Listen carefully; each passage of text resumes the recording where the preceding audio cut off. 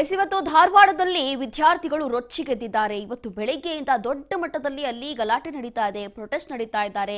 ಯಾರೆಲ್ಲ ಜಾಸ್ತಿ ಗಲಾಟೆ ಮಾಡ್ತಿದ್ದಾರೆ, ಯಾರೆಲ್ಲ ಈ ಒಂದು ಪ್ರತಿಭಟನೆಯಲ್ಲಿ ಭಾಗಿಯಾಗ್ತಿದ್ದಾರೋ ಅಂತವರನ್ನ ಪೊಲೀಸರು ಒಂದು ಕಡೆ ಲಾಕ್ ಮಾಡ್ತಿದ್ದಾರೆ. ವಿದ್ಯಾಕಾಶಿಯಲ್ಲಿ ಕಾವೇರ್ತಾ ಇರುವಂತಹ ಉದ್ಯೋಗಕ್ಕಾಗಿ ಕಿಚ್ಚು. ಧಾರವಾಡದಲ್ಲಿ ಹೆಚ್ಚಾಗಿರುವಂತಹ ಉದ್ಯೋಗ ಆಕಾಂಕ್ಷಿಗಳ ಕೂಗು, ಬೇಕೇ ಬೇಕು ಉದ್ಯೋಗ ಬೇಕು ಅಂತ ಹೇಳಿ ಇದೀಗ ಖಾಲಿ ಹುದ್ದೆಗಳನ್ನ ಯಾಕೆ ಭರ್ತಿ ಮಾಡಿಸ್ತಿಲ್ಲ ಅಂತ ಹೇಳಿ ಇದೀಗ ಸರ್ಕಾರದ ವಿರುದ್ಧ ವಿದ್ಯಾರ್ಥಿಗಳು ಇವತ್ತು ಬೀದಿಗಿಳಿದಿದ್ದಾರೆ. ಧಾರವಾಡದಲ್ಲಿ ಹೋರಾಟಕ್ಕೆ ಇಳಿದಿರುವಂತಹ ವಿದ್ಯಾರ್ಥಿಗಳು 2.75 ಲಕ್ಷ ಸರ್ಕಾರಿ ಉದ್ಯೋಗ ಭರ್ತಿಗಾಗಿ ಹೋರಾಟ ಮಾಡ್ತಿದ್ದಾರೆ. ರಾಜ್ಯ ಕೇಂದ್ರ ಸರ್ಕಾರದ ವಿರುದ್ಧ ಅಧಿಕಾರಿಗಳನ್ನ ಕೂಗ್ತಾ ಇದ್ದಾರೆ, ಆಕ್ರೋಶವನ್ನ ಹೊರಹಾಕ್ತಾ ಇದ್ದಾರೆ. ಬೇಕೇ ಬೇಕು ಉದ್ಯೋಗ ಬೇಕು ಅಂತ ಹೇಳಿ ಘೋಷಣೆಗಳನ್ನ ಕೂಗ್ತಾ ಇದ್ದಾರೆ. ಅದರಲ್ಲೂ ಕೂಡ ಇವತ್ತು ಬೆಳಗ್ಗೆಯಿಂದ ಅತಿ ಹೆಚ್ಚಾಗಿ ಗಲಾಟೆ ಆಗ್ತಾ ಇರುವಂಥದ್ದು, ಗದ್ದಲ ಆಗ್ತಾ ಇರುವಂಥದ್ದು ಉದ್ಯೋಗ ವಿಚಾರಕ್ಕೆ ಸಂಬಂಧಪಟ್ಟಂತೆ ಇವತ್ತು ಬೆಳಗ್ಗೆಯಿಂದ ಧಾರವಾಡದಲ್ಲಿ ಪರಿಸ್ಥಿತಿ ಸಿಕ್ಕಾಪಟ್ಟೆ ಖತರ್ನಾಕ್ ಆಗಿದೆ. ಇವತ್ತು ಈಗಾಗಲೇ ಯಾರೆಲ್ಲ ಗಲಾಟೆ ಮಾಡ್ತಾ ಇದ್ರು, ಯಾರೆಲ್ಲ ಗದ್ದಲ ಮಾಡ್ತಾ ಇದ್ರು ಅಂತವರನ್ನ ಹಲವರನ್ನ ಪೊಲೀಸರು ಅರೆಸ್ಟ್ ಮಾಡಿಕೊಂಡು ಒಳಗೆ ಹಾಕಿದ್ದಾರೆ. ಅದರಲ್ಲೂ ಕೂಡ ಇವತ್ತು ಇನ್ನೇನು ಲಾಠಿ ಚಾರ್ಜ್ ಮಾಡುವಂಥ ಪರಿಸ್ಥಿತಿ ಬಂದುಬಿಡುತ್ತೇನೋ ಅಂತ ಅನ್ನಿಸ್ತಾ ಇದೆ. ಆ ಮಟ್ಟಕ್ಕೆ ಇವತ್ತು ಬೆಳಗ್ಗೆಯಿಂದ ಆರಂಭವಾಗಿರುವಂತಹ ಈ ಒಂದು ಪ್ರತಿಭಟನೆ.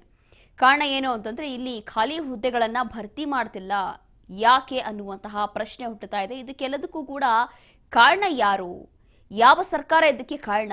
ಈಗಾಗಲೇ ರಾಜಕೀಯ ತಿರುವು ಕೂಡ ಒಂದು ಕಡೆ ಪಡೆದುಕೊಂಡಿದೆ, ಮತ್ತೊಂದು ಕಡೆ ಇಲ್ಲಿ ಯುವಕರು ಒದ್ದಾಡ್ತಾ ಇದ್ದಾರೆ, ಕೆಲಸ ಇಲ್ಲ, ಕಾರ್ಯ ಇಲ್ಲ ಅಂತ ಹೇಳಿ ಇವತ್ತು ವಿದ್ಯಾರ್ಥಿಗಳು ರೋಡ್ಗೆ ಇಳಿದು ಈ ಒಂದು ಪ್ರೊಟೆಸ್ಟ್ ಅಲ್ಲಿ ಭಾಗಿಯಾಗ್ತಿದ್ದಾರೆ.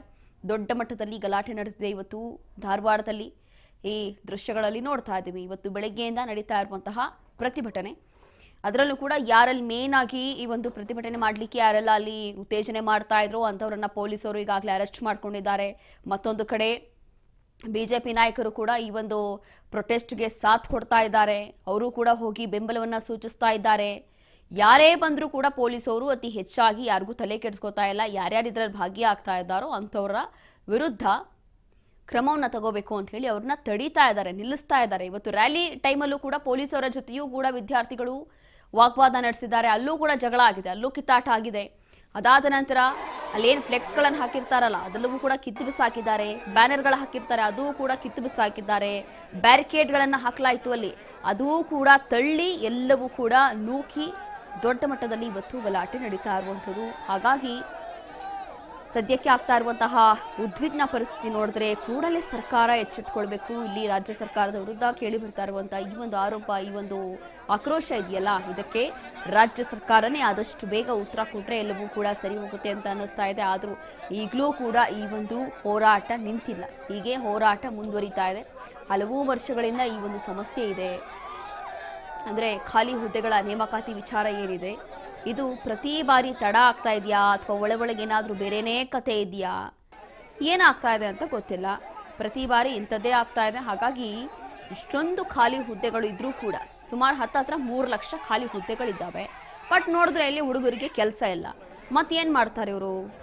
ನೋಡಿ, ಒಂದು ಕಡೆ ಈ ಆಟೋದಲ್ಲಿ ನೋಡ್ತಾ ಇದ್ದೀವಲ್ಲ, ಇದು ಅಲ್ಲೊಬ್ರು ಅಧ್ಯಕ್ಷ ಅಂತ ಹೇಳಿ ಒಬ್ಬ ಇರ್ತಾನೆ. ಇವನೇ ಈ ಒಂದು ವಿದ್ಯಾರ್ಥಿಗಳ ಅಧ್ಯಕ್ಷ ಅಂತ. ಏನೇ ಒಬ್ಬ ಏನು ಈ ಪ್ರೊಟೆಸ್ಟ್ ಮಾಡಬೇಕು ಅಂತ ಹೇಳಿ ಈ ರೀತಿಯಾಗಿ ಉತ್ತೇಜನೆ ಮಾಡ್ತಾ ಇದ್ದ ಅಂಥವನ್ನು ಕೂಡ ಲಾಕ್ ಮಾಡಿದ್ದಾರೆ.